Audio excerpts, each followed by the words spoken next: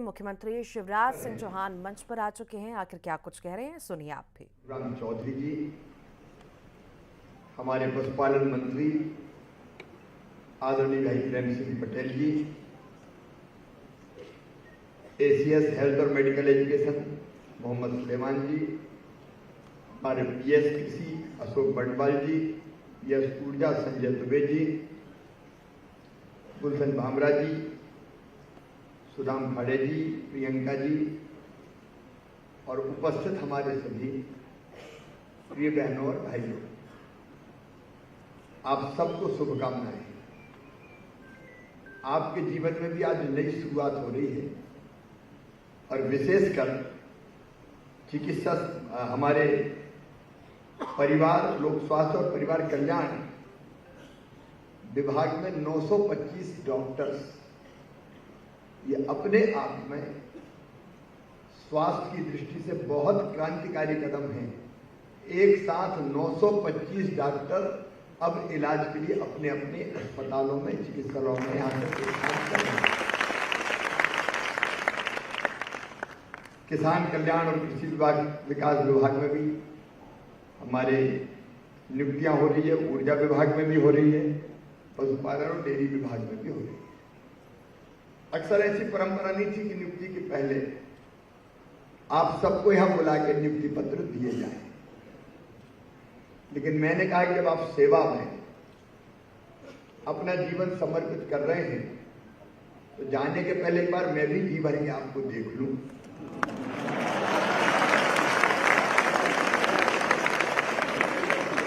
क्योंकि आप हैं जो चिकित्सा के पूरे परिदृश्य को भी बदलेंगे। हर एक विभाग का अपना महत्व है। अगर स्वास्थ्य विभाग की दृष्टि से देखें तो हमारे यहां कहा गया पहला सुख निरोगी काया। सबसे बड़ा सुख कौन सा है? तो हर एक ने कहा कि वो शरीर ठीक रहनी चाहिए। स्वस्थ है तो बाकी सब ठीक है, और बीमार हो गए तो हे राम ओ मां, दूसरा काम करने का सोच ही नहीं सकते। अपने यहां उपनिषदों में भी ऋषियों ने कहा शरीरम आद्यम खलु धर्म साधनम। शरीर माध्यम है सब धर्मों का पालन करने का। शरीर स्वस्थ है तो आप दुनिया में हर काम कर सकेंगे, और शरीर अगर स्वस्थ नहीं है, हमेशा आप बीमार रहते हैं, तो आप परिवार के ऊपर भी बोझ है और कई बार खुद के ऊपर भी आप बोझ लगने लगते हैं। हमेशा स्वस्थ रहे, ये बहुत अच्छी बात है। लेकिन कभी डेंगू, कभी मलेरिया, कभी कोविड जैसी महामारियां, कभी और गंभीर बीमारियां जीवन में आती ही। लोग कहते हैं संसार चक्र में लगे ही रहता है। बीमार हो जाए तो इलाज चाहिए, और इलाज के लिए कितने बड़े भवन बना दो आप अस्पताल, लेकिन आत्मा तो है डॉक्टर और पैरामेडिकल स्टाफ। आत्मा है। आप खुद भी समझते हैं और मैं जानता हूं कि डॉक्टर भगवान के बाद, जनता भगवान के बाद अगर दूसरा दर्जा किसी को देती है तो वो डॉक्टर को देती है। जान बचाने वाला भगवान है। इसलिए आपका काम केवल नौकरी नहीं है, ये केवल प्रोफेसर नहीं है, ये जनता की जिंदगी बचाने का अभियान है, लोगों को स्वस्थ रखने का अभियान है। और इसलिए आपका दर्जा सचमुच बहुत अलग है। उसने मैंने कोशिश भी की, डॉक्टर्स का जो हमारा कैडर था कई दिनों से, उनकी कुछ जस्टिफाइड मांगे थी। पिछले दिनों ही हमने उनको पूरी की, इसलिए कि आप निश्चिंत रह के जनता की बेहतर सेवा कर सकें। मैं आपको शुभकामनाएं भी देता हूं और आपसे अपील भी करता हूं। विभाग को मैं बधाई देता हूं कि आपने भर्तियां भी की है और पोस्टिंग भी, ऑप्शन आपने दी। आपके लिए भी कहां उपयुक्त हो सकता है। अब आपकी ड्यूटी है कि आप जहां हैं वहां के अस्पताल का संचालन कैसे ठीक हो, और रोगी आए तो स्वस्थ होकर कैसे जाए। एक तो होता है दवाइयों से ठीक, लेकिन कई लोग कहते हैं आधे तो व्यवहार से ठीक हो जाते हैं। ये डॉक्टर तो बहुत अच्छे हैं, बोले ही ऐसे कि आधी बीमारी में से दूर हो गई। सचमुच में ये स्नेह में भी बड़ी ताकत होती है। स्नेह, प्रेम, आत्मीयता का रसायन ऐसा होता है जो आधा अपने आप ठीक कर देता है। तो आप अपनी विशेषज्ञता का तो लाभ उठाएंगे। स्नेह और प्रेम की वर्षा करके भी पेशेंट्स को ये विश्वास दिलाएंगे कि नहीं, तुम ठीक हो रहा है, चिंता का मन के हारे हारे, मन के जीते जीते। कई बार कहते हैं कि डरे में लोग मर जाते हैं। सांप ने काट दिया तो वो जहरीला है कि नहीं? सांप के काटने से नहीं मरे, हार्ट फेल हो गया, इसकी डेथ हो गई। तो कई बार ये मानसिक स्थिति भी हुई। मित्रों, आपसे अपेक्षा है, आपकी चिंता मैं करूंगा, ये मेरा बात है।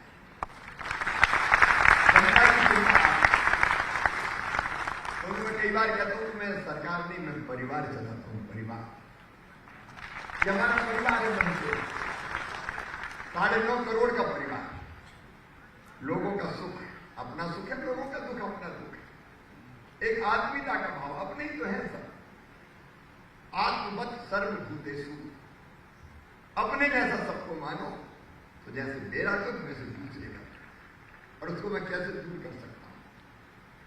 लेकिन केवल स्वास्थ्य विभाग नहीं, खेती पे तो सब कुछ डिपेंड है।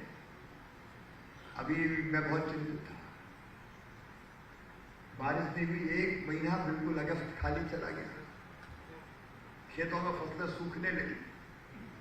बिजली की डिमांड, सारे पीएस हमारे बैठे हैं, कृषि के भी, बिजली वाले भी ने कहा कि साहब हम पूर्ति हम नहीं कर सकते। बिजली की मांग और आपूर्ति में अंतर इतना हो गया कि 8-9 हजार मेगावाट लगती थी, अब 15,000 मेगावाट की खपत हो गई, क्योंकि खेतों में पानी देने के लिए हर की मोटर चालू हो गई। अब मुझे समझ नहीं आ रहा था क्या करूं, तो मुझे एक ही रास्ता देखा कि शिवराज चला जा महाकाल महाराज की शरण में और कहते हैं पानी चलाओ।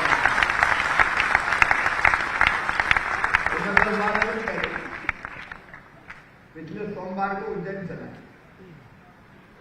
और मैंने कहा कि कृपा की वर्षा कर दो। प्रार्थना अगर यहां से की जाती तो सुनी जाती। और आज अब मुझे संजय दुबे बता रहे थे, अशोक बर्णवाल को कुछ नहीं चिंता ये कि फसलें अब खराब ना हो। अभी तो खराब नहीं हुई, थोड़ी बहुत कहीं नुकसान हुआ था, पानी से फायदा है, लेकिन इनके डैम सारे भर गए। तो पानी की बिजली भी हम खूब बनाएंगे, फसलें भी अच्छी होगी। और मैं आज एक बात बताना चाहता हूं, मध्य प्रदेश की प्रगति और विकास का आधार खेती है। मित्रों, मैं आपको बताना चाहता हूं मध्य प्रदेश की एग्रीकल्चर ग्रोथ कई वर्षों तक बीच में 18+ भी रही है। इतना उत्पादन बढ़ा है हमारा। मैं एक ही आंकड़ा आपको बताऊंगा कि 2003-04 तक 159 लाख मीट्रिक टन अन्न का उत्पादन था, अब हो गया 619 लाख मीट्रिक टन। और आप देखिए, ये फायदा केवल किसान का नहीं। किसान के पास पैसा आता है तो व्यापारी की दुकान चलती है, तो सामान खरीदने जाता है। सबसे बड़ा उपभोक्ता है, कोई 4 व्हीलर खरीद रहा है, कोई 2 व्हीलर खरीद रहा है, कोई फ्रिज खरीद रहा है, कोई टीवी खरीद रहा है, कोई कपड़े खरीद रहा है। व्यापारी की दुकान चली तो कारखानों में जो माल बनता है वो उठा तो पूंजी का निर्माण हुआ। पूंजी का निर्माण हुआ तो नया निवेश आया, नए कारखाने खुले। अर्थव्यवस्था का चक्र अपना ऐसा चला कि मध्य प्रदेश की जीएसटी जो कभी हुआ करती थी 3-4 में 71,000 करोड़ की, आज 15 लाख करोड़ टच कर रही है। 15 लाख करोड़। और उसी का परिणाम है कि हमारा बजट बढ़ता जा रहा है। मध्य प्रदेश का बजट था 2003-04 में केवल 23,000 करोड़, उसको 1 लाख करोड़ के पार ले जाने में 2012 है। 2 लाख करोड़ मैंने क्रॉस किया 2020-21 में, और इस साल 3,14,000 करोड़ का बजट। और जब पैसा हमारे पास आया तो आपकी नियुक्ति भी कर रहे हैं, वैसे ही काम करा रहे हैं, लाडली बहना योजना भी बना रहे हैं, भांजे भाइयों को लैपटॉप भी मार चलाए, स्कूटी भी दे रहे। ये चमत्कार पूरा वर्षा खेती ये सब एक दूसरे से संबंध है। और इसलिए एग्रीकल्चर विभाग को लगातार मेहनत करती रहनी है। सिंचाई 7 लाख हेक्टेयर में होती थी, अब 47 लाख हेक्टेयर में कर रहे हैं और 65 लाख हेक्टेयर तक अभी ले जाएंगे। लगातार प्रगति और विकास का महायज्ञ अपना चल रहा है। बिजली के बिना सब सूना होता है आजकल। बिजली 2 घंटे भी एक जमाना था जब हम पढ़ते थे, कभी आती कम थी जाती ज्यादा थी। सही बता दो 2 घंटा 3 घंटा तुमने तो मामा का राज देखा, वो देखा ही नहीं पुराना। जब बिजली के लिए तरसते थे, कभी कभी आती थी तो लोग कहते थे आ गई आ गई आ गई। लेकिन अब पर्याप्त बिजली दे रहे हैं। कई ना पावर प्लांट लगाते जा रहे हो, कई नवाचार हो रहे हैं मध्य प्रदेश में। अपन ने ओंकारेश्वर में तय किया कि जो बांध है उसकी सतह पर, पानी की सतह पर फ्लोटिंग पावर प्लांट भी हम लगा रहे हैं। सोलर पावर प्लांट बांध में तैरेंगी सोलर पैनल, सूरज उससे बिजली बनेगी और पानी भाप बन के भी गिरेगा। हम क्या हम गुठलियों के दाम। अब बिजली की कमी नहीं रहेगी और बिजली विभाग ने भी अपनी भर्तियां की है। लेकिन देखो अपना देश ऐसा है जो केवल मनुष्य की बात नहीं करता। हम लोग कहते हैं कि धर्म की जय हो, अधर्म का नाश हो, प्राणियों में सद्भावना हो। कभी ना कभी ना आपने लगाया होगा, प्राणियों में सद्भावना हो और विश्व का। देखो ये साधारण घटना नहीं, ये भारतीय है जो कहता है प्राणियों में सद्भावना और केवल मेरा नहीं विश्व का कल्याण। कितना बड़ा सोच है ये भारत का। यही तो सनातन सोच है। और कुछ लोग इसी को उल्टा सनातन को डेंगू और मलेरिया पता नहीं क्या क्या बता है। सनातन का ना आदि है ना अंत, ये तो अनंत और कोई खत्म भी नहीं कर सकता। कई आए और कई चले गए।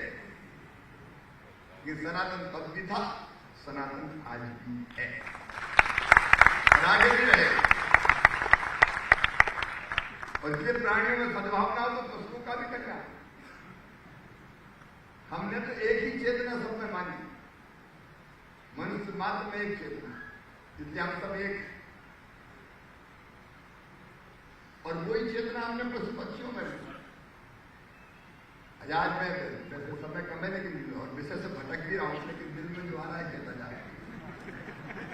आप देखो अपने यहाँ 10 अवतार माने, उनमें से 3 माने पशुओं के रूप में, 12 है मत्स्य और चौथा नरसिंह का आधा मनुष्य और आधा पशु के रूप। इसके पीछे भाव क्या है? पशुओं को भी आदर से देखो, आत्मभाव से देखो। 33 करोड़ देवताओं का वास गौ माता, उनके बिना अपना काम नहीं चल सकता। देखिए दुनिया तब चलेगी जब संतुलन हो। तो मनुष्य भी चाहिए, पशु पक्षियों के लिए भी स्थान चाहिए, जीव जंतु कीट पतंगे पेड़ पौधे सब जरूरी है। जब मैं एक चेतना की बात करता हूं तो मनुष्यों में भी है, पशुओं में भी है, पेड़ पौधों में भी है। इसलिए तो बट के वृक्ष की पूजा, पीपल की पूजा, तुलसी का पौधा हमें भेंट किया गया। इसका मतलब पेड़ पौधों के बिना साइंटिफिक तरीके से देखें तो ऑक्सीजन तो कोई नहीं, जिंदा ही नहीं रह सकते। उनके कारण वर्षा होती है। तो ये सोच पूरी तरह वैज्ञानिक सोच है। नदियों को हमने मां कैसे बनाया? अब कोई मजाक उड़ा सकता है कि नदी कभी मां होती है, यहां होती है। नदियों के किनारे तो सारी सभ्यता और संस्कृतियां बनी। सूर्य देवताभ्याम नमः, अगर वो ऊर्जा ना दे तो दुनिया ही खत्म हो जाए। तो जो देता है वो देवता। पेड़ पौधे ऑक्सीजन देते हैं तो वो भी देवता है। पूजो पीपल को, पूजो तुलसी को। ये साइंटिफिक सोच है। और इसलिए हमने पशुओं की भी चिंता की। और इसलिए पशुपालन और डेयरी विभाग ने भी अपने भर्तियां की है। हर विभाग का अपना महत्व है। मैं सबको बहुत बधाई देता हूं, शुभकामनाएं देता हूं। पूरी कर्तव्य निष्ठा के साथ अपना काम करो। देखो दो दृष्टिकोण हो सकते हैं। एक ये कि मैं जब इस सेवा में आया हूं तो पूरी दिल जान से जो ड्यूटी मेरी इलाज करना है तो इलाज करूंगा, कृषि का उत्पादन बढ़ाना तो उसमें लगूंगा, बिजली उत्पादन करना तो उसमें लगूंगा, पशुओं की सुरक्षा करनी है तो उसमें लगूंगा। एक बड़ा व्यवसाय है, आज की जरूरत भी है। एक भाव तो ये होता है। दूसरा भाव ये होता है कि अब तो पक्की हो गई जिंदगी भर की, अब काय की चिंता। लेकिन मित्रों, जीवन अर्थपूर्ण होना चाहिए। देखो, अपना जीवन किसी के काम ना आए तो काय करेंगे? अपने लिए जिए तो क्या जिए, तू जिए दिल जमाने के लिए।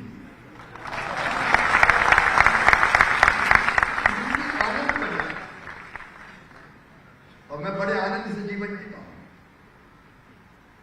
मैं आज आपसे शेयर कर रहा हूं, मैं 24 घंटे में से 18 घंटे कम से कम काम करता हूं, कभी कभी 20 घंटे भी करता हूं।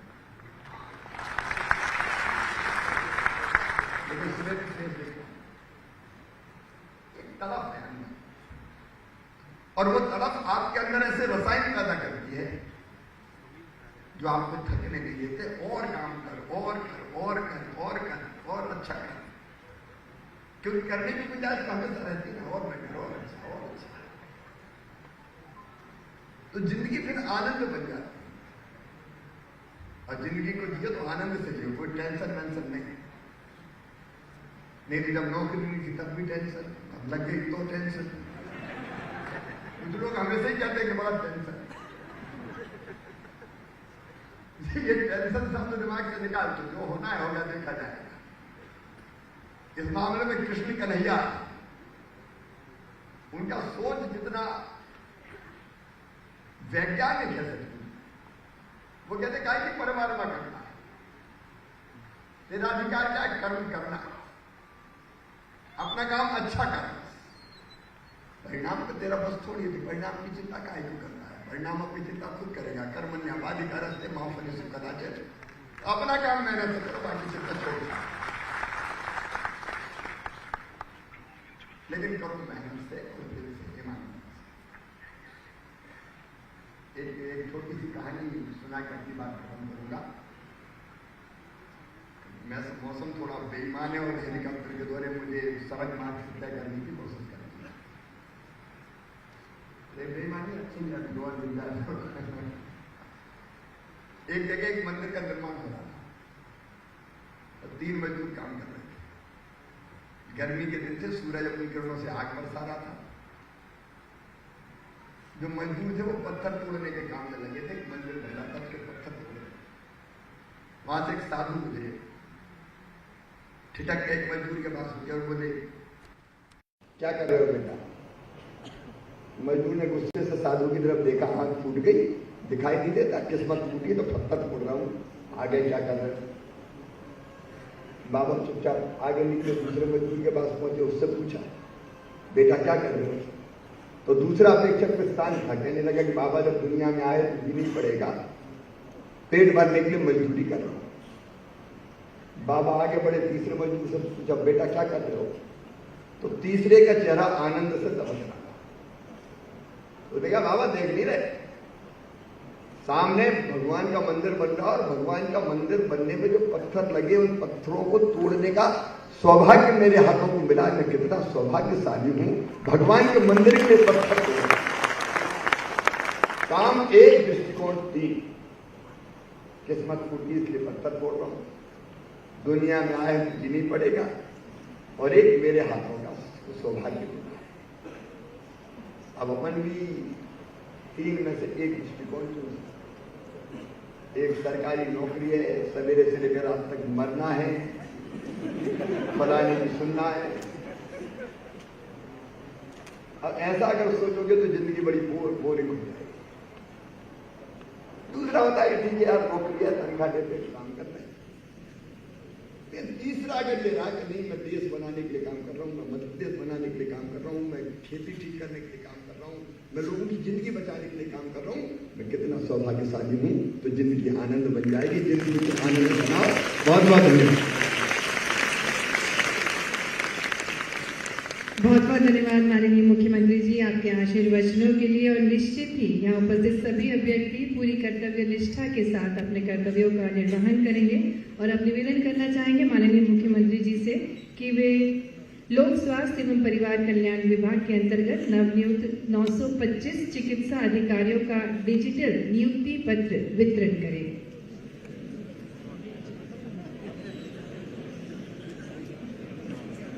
लगभग 925 चिकित्सा अधिकारियों को माननीय मुख्यमंत्री जी डिजिटली नियुक्ति पत्र वितरित कर रहे हैं। जोरदार तालियों से हम शुभकामनाएं दें सभी चिकित्सा अधिकारियों को। बहुत बहुत धन्यवाद माननीय मुख्यमंत्री जी।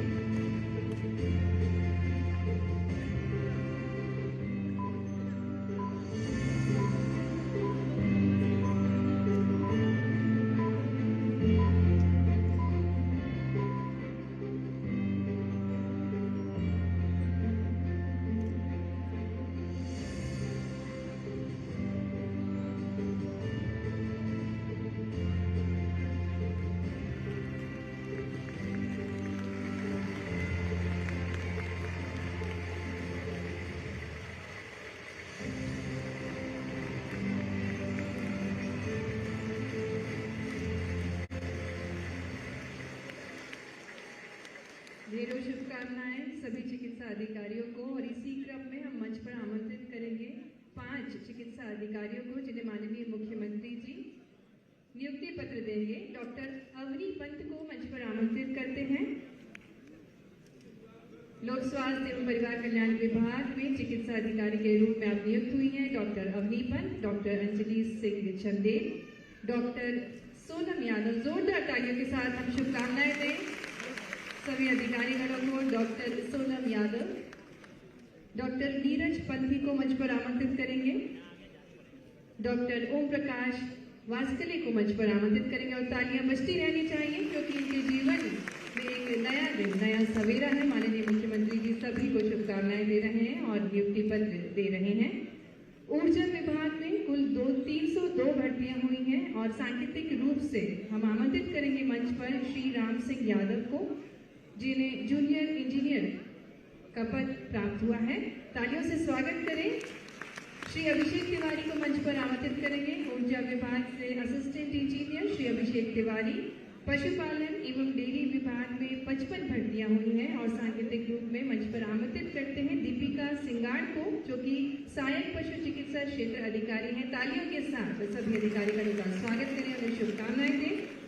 मंच पर आमंत्रित करते हैं किसान कल्याण तथा कृषि विकास विभाग में आपको बता दें 47 भर्तियां हुई हैं। और सांकेतिक रूप में मंच पर आमंत्रित करते हैं श्री जितेंद्र अंजाना को, जो कि अनुविभागीय कृषि अधिकारी हैं। तालियों के साथ स्वागत श्री जितेंद्र अंजाना का। और कुमारी हिमांशी सिंह, जो कि वरिष्ठ कृषि विकास अधिकारी हैं। तालियों के साथ हम शुभकामनाएं दें। अनूठापन इन सभी के जीवन का बहुत बहुत धन्यवाद माननीय मुख्यमंत्री जी। और अब इंटीग्रेटेड डिजीज सर्वेलेंस प्रोग्राम शाखा मध्य प्रदेश द्वारा संक्रमण रोगों की त्वरित पहचान तथा रोकथाम हेतु देश का सर्वप्रथम डिजीज आउटब्रेक इन्वेस्टिगेशन मैनुअल निर्मित किया गया है।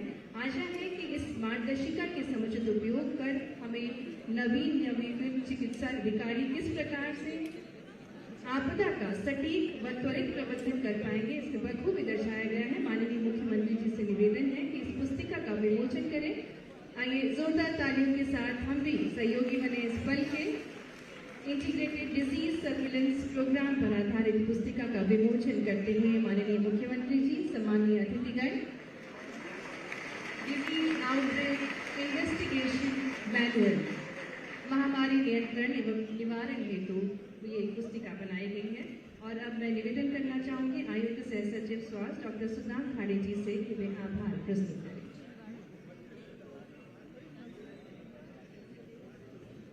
आज के आपके आत्मीय और प्रेरक उद्बोधन और प्रेरणा के लिए माननीय मुख्यमंत्री, माननीय मंत्रीगण और सभी दर्शकों को धन्यवाद।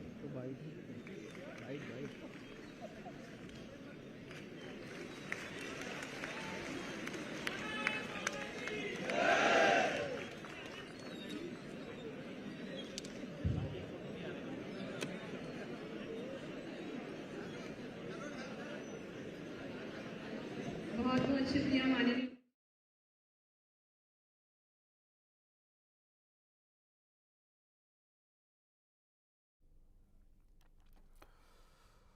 तो चयनित अभ्यर्थियों को नियुक्ति पत्र देने का कार्यक्रम निश्चित तौर पर सरकार का बड़ा कदम। सरकार का मिशन रोजगार कार्यक्रम के तहत सीएम शिवराज सिंह चौहान